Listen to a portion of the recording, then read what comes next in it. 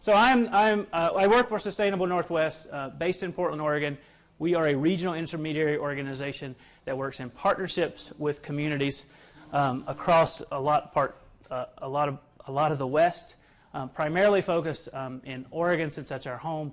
But we do work in Northern California all the way up into Idaho in certain places.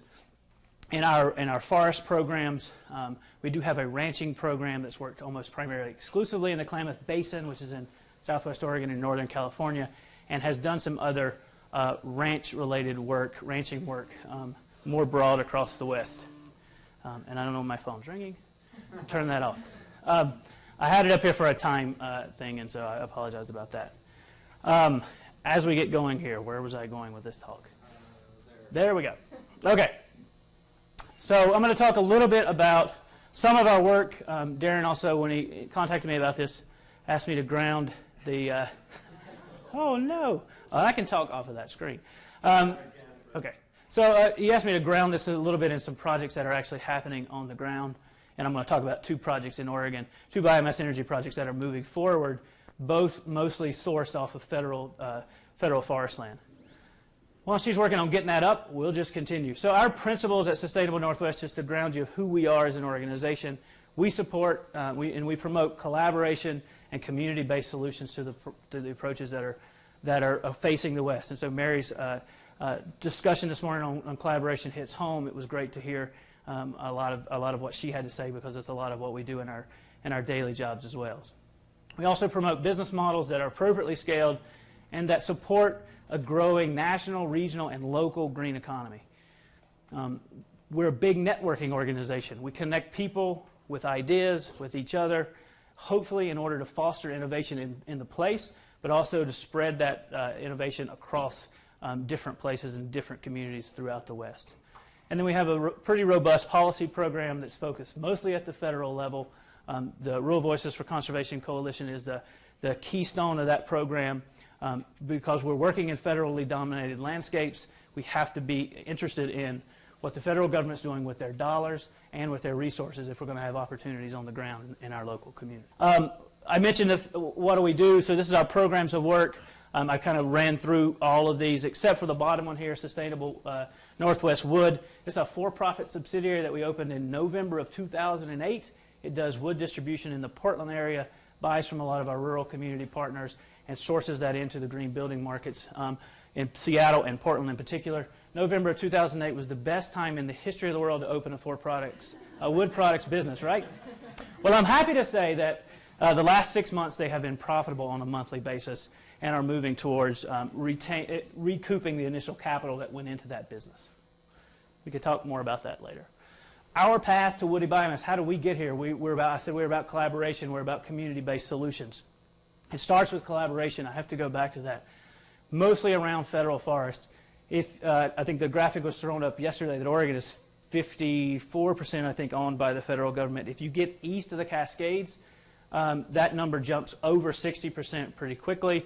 Some of the communities that we work with down in Northern California are over 90% owned by the federal government. So we have to figure out how to work with those federal resources. And as Mary quite eloquently talked about this morning, collaboration is the way of the future. It's the way of the present to get there. There's a lot of common ground around restoration, particularly these dry forest types, where fire exclusion has had a tremendous impact. We also realized early on, with some of our partners kind of encouraging us, that we need some way to market this material, that the traditional wood products industry doesn't want this small diameter stuff that has that folks think needs to come out of these stands. And so we created something called the HFHC Partnership, which is the Healthy Forests, Healthy Communities Partnership, which largely was a consortium of businesses trying to start a new kind of forest product sector in their local communities. That has led to the creation of Sustainable Northwest Wood. We were doing a lot of market connections, market development in partnership with those businesses, but realizing that those market connections were resulting in about 3 to 4% of closures on deals, not a very high success rate. The wood distribution centers allowed us to be much more effective. But still, there was smaller diameter stuff and tops and slash. What are we going to do with this mess? It costs us a lot of money to deal with it. There's all kind of environmental degradation associated with leaving it on site, blah, blah, blah. So we said, okay, we have to start looking at this. Energy is what was the topic of the day. It also kind of tiered into something that we've been promoting for a while in terms of an integrated utilization model, which we feel is critical in these restoration kind of activities to economic viability of these forest enterprises and kind of getting restoration dollars back on the ground. And that's where I'm going to end my talk.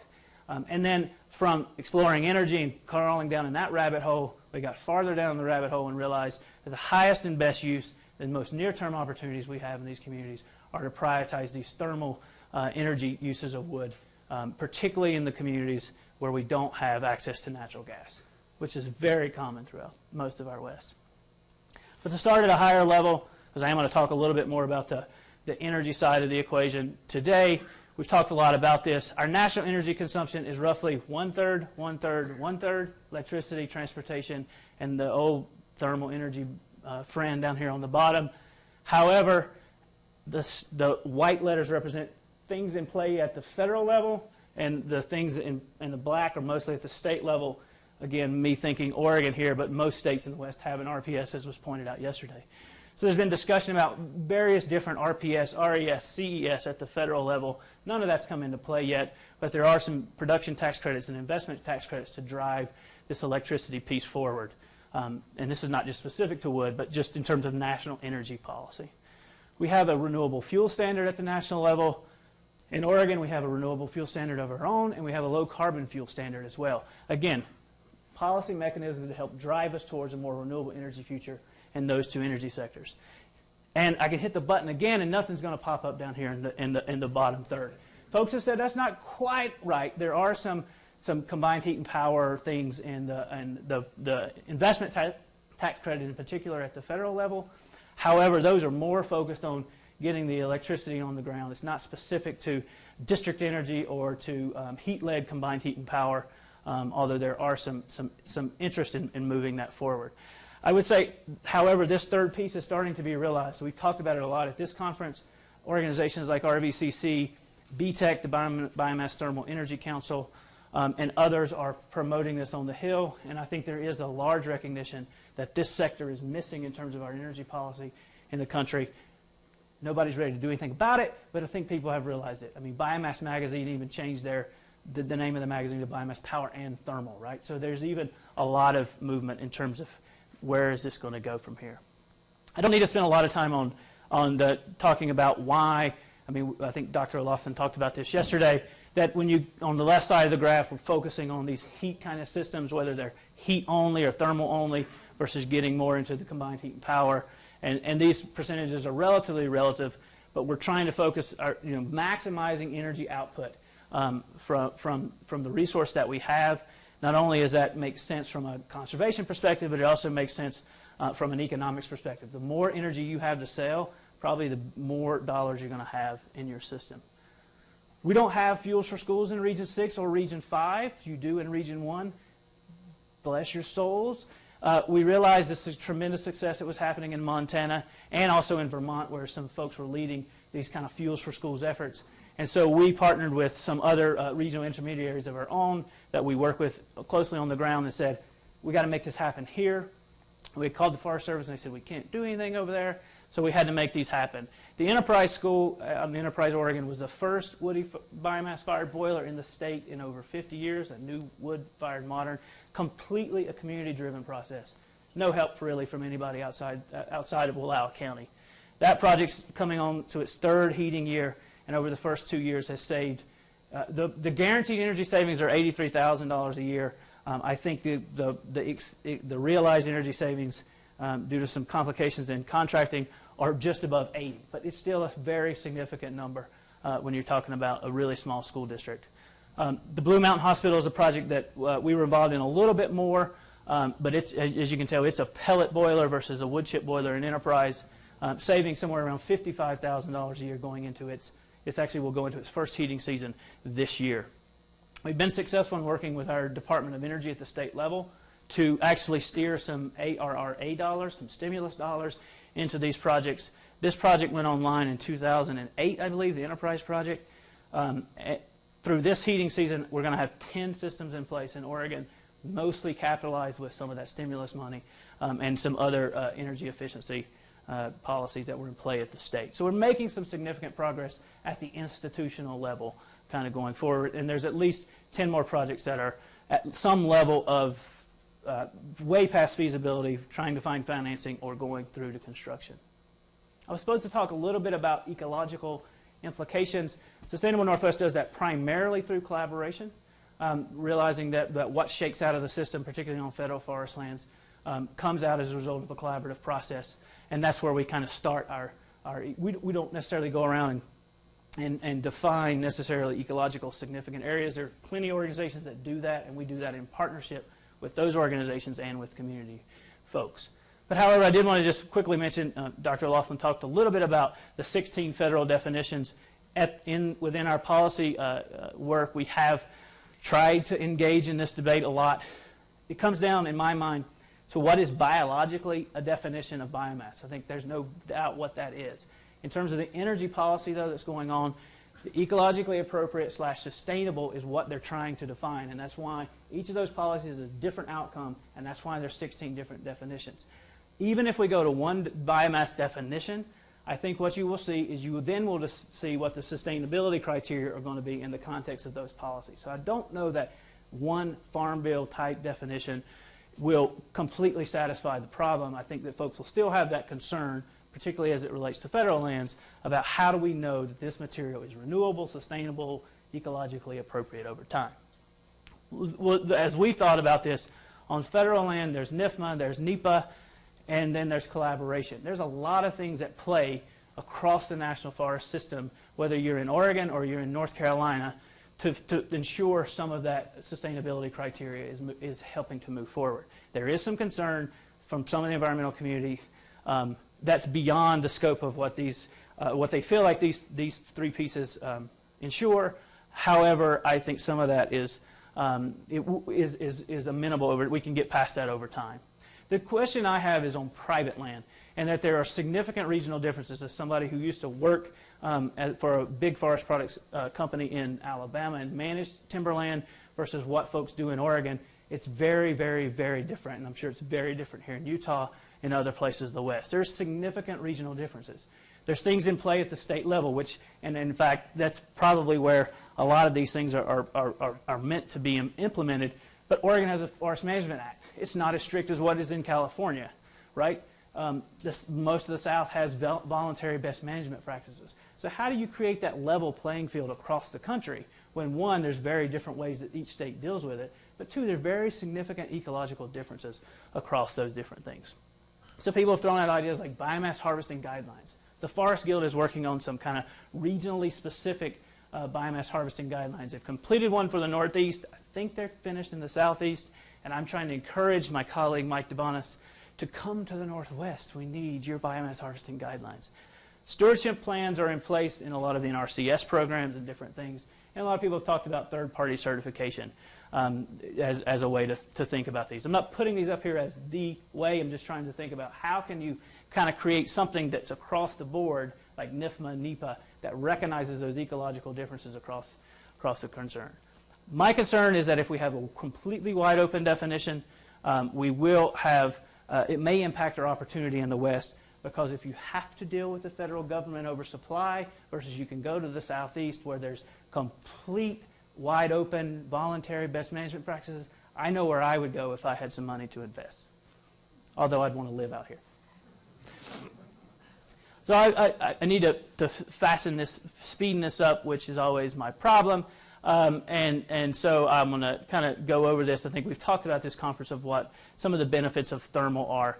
And I think what we notice it mostly is that it's scaled with this need for stewardship. As Mary mentioned this morning, a lot of these collaborative projects start small and build. And that's the way we think this energy part can build out as well. This biomass can build out as well.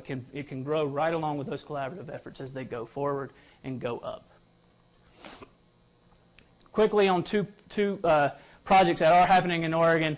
The Malheur Lumber facility is a new joint venture between an existing 30-year-old lumber company and a few actually old existing wood pellet folks as well. This project was capitalized again through stimulus dollars, but created 15 new jobs in this community. 15 new jobs doesn't sound like a whole lot in Portland or Washington, D.C., that's 6% of the non-farm workforce that lives in that county. This is in a county with 17% unemployment. It's a big deal, and even bigger of the 75 that we're going to retain at the sawmill. They need 40,000 new tons of supply. That's coming off of the collaborative efforts of the Blue Mountain Forest Partners. Basically, the Blue Mountain Forest Partners have said, we think this much ground needs to be treated. They've done some analysis. We think this amount of material is available. There is no guaranteed contract for supply between the Forest Service and the private entity. There is belief and trust in this collaborative effort that they're going to get that on an annual basis. That's a pretty significant outcome. The energy output, it's all about pellets and bricks. They're exploring some potential CHP, new steam systems, blah, blah, blah. But that 40,000 tons is going to produce that equivalent of BTUs. It's about 18 megawatts of power equivalent if you do the evaluation. And it's going to reduce energy costs, not at the facility, but at these institutional kind of projects across the region and across the state by $4 to $5 million a year, which is a pretty significant number. If we only make power out of that, we generate much less total energy, and we're not necessarily guaranteed in Oregon to displace fossil fuels. A lot of our power actually comes from the Columbia River. A few pictures of the plant, just so that my talk doesn't have complete just words. This woman up in the top right corner, I had the opportunity to take her to John Day, Oregon. She is, this is Nancy Sutley, the head of the Council on Environmental Quality, so the President's chief environmental advisor on all things energy and environmental. And so there she is, being fascinated by a new way to talk about biomass energy in the country. And she was like, this is groundbreaking for me. I've never heard about this. And it was a very unique opportunity not only to talk to her about that, but to have someone that high level in administration in that rural of a place that relied that much on the federal government for their opportunity. Very similar project out in, well, not necessarily similar project out in Wallowa County. This is in the same county where the Enterprise School is. This is an integrated campus. That John Day project had an existing sawmill. This place has nothing, nothing. And so how do you start from scratch, basically? And the idea here is it started around a post and pole operation that was initially a for-profit subsidiary of Wallowa Resources, another nonprofit, but has been added to. We're not talking about a tiny operation here. They're going to buy 100,000 tons of wood in 2012, and this is moving forward. The unique thing here is a unique private-public ownership, where the private companies are going to form an LLC, but Wallowa Resources, the nonprofit, is going to be an equity partner, and the county's actually going to own the ground, right? So in a lot of these really resource-dependent communities, counties are having trouble funding county services. And so the county has said, we can buy this piece of property and create a different revenue stream for ourselves over time as we rent that property out to these facilities. It also creates stability of ownership of that piece of ground for these smaller businesses, which is the problem across much of, at least where we work. This is kind of a brief schematic of what they're doing. I've got a 0.5 megawatt downdraft gasifier here. It's actually a 100 kW system what they're putting in. But the primary is going to be a net metered project that basically provides heat through a firewood line and a briquette line, and then obviously uses a little bit of power on site, but they're going to be buying power off the grid because at that level they can't generate enough power for the whole thing. What does the future energy sector look like? Well, this is my ideas. Institutional heat projects, but are they going to get to the scale that we need in terms of helping us with our restoration goals? So the next step up is these kind of heat-led CHP projects, like what's happening in Wallowa County. And then bringing over some European technology, or maybe not even European technology, since the University of Idaho is doing it, the city of Minneapolis is doing district energy, but for some reason we always think of Europe when we think of district energy. It's happening in this state. President Carter had a huge report written in the late 60s, early 70s. When was President Carter in office? Before I was born. Okay, President Carter, peanut farmer, had a district energy plan put in place. It's never been updated. It's never been updated. So the Congressional Research Service, hopefully, we've encouraged them, let's update that report and look at what the opportunities are across the country. Getting to scale requires significant opportunities. We've heard a lot of criticism. It's going to take more than schools to help us take care of the restoration problem. And so that's why we've started to think about what are the process heat opportunities that are really good fits for rural communities. We use a lot of heat in Oregon for seafood preparation, for food packaging, for I've heard for peeling potatoes. We don't do as much of that in Oregon, but I think you do a lot of it in Idaho. Greenhouses, nurseries. What else is out there? So we're going to do a pretty comprehensive analysis of what kind of low temperature heat opportunities are there in terms of recruiting new industries into Oregon and into different parts of the West for cheap heat.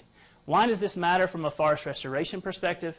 This is just a quick, big assumption-driven analysis to say if we take, and this is sorry, it's based on some Oregon numbers, but there's a total supply of 1.5 million bone-dry tons per year using an analysis done by the Oregon Forest Research Institute. So I just took that number and said we could do 25 megawatt plants with it. We could do all heat-led kind of CHP projects. We could do all schools. What does that look like when you kind of throw it out there? We would have to have 600 schools. I don't know if we have 600 schools in Oregon.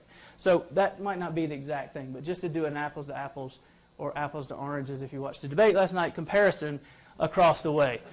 What matters is because the heat is so valuable, you can actually pay more for that material. So you see $60 a bone-dry ton and $80 a bone-dry ton here. And that helps drive the rest of the analysis. So if we could change those numbers if folks want to argue with them. But look at the value in terms of the feedstock value going back into the state's economy or even into the local economy. And then if you divide that value by numbers of acres, by $350 of treatment cost per acre, we're actually going to be able to get a lot more. Well, we get a different number. I shouldn't say a lot more. We get a different number of potential acres treated kind of going forward. So I said we don't have 600 schools. We're probably not going to develop 30 CHP plants. We're not going to build 6 25 megawatt plants, in all honesty. So what is that? What could it really look like? This is Chad's crazy ideas. This is me trying to be a little bit provocative. But let's throw up a theoretical mix. There are some existing biopower facilities in the state. We could potentially get to 20 schools. We've got about 10 now. We can maybe do a few downtown districts. We might be able to do a few completely process heat users. Okay, so what does this all mean? When you look at using the same assumptions from the back, what we're talking about is a total of $107 million annually into the budget, both from the feedstock value going back, whether that's used on public ground to do restoration, or it helps keep private landowners in the forestry business. But the energy savings number is significant as well, because in most of these places we will be displacing propane or heating oil, because there's really no natural gas east of the Cascades. So it's not just a northeastern issue. Interestingly enough, our state budget fall is $140 million. That's not bad by doing one little strategy. So I'm trying to convince the governor of that as well. The secret sauce. We've been talking about business planning, and our consultants using the secret sauce thing. So I said, what the hell? We'll use that too. So there's your curse word for the video.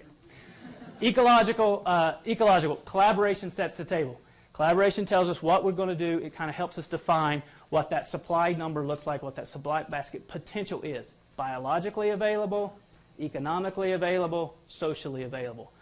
We better be shooting for that bottom number to begin with.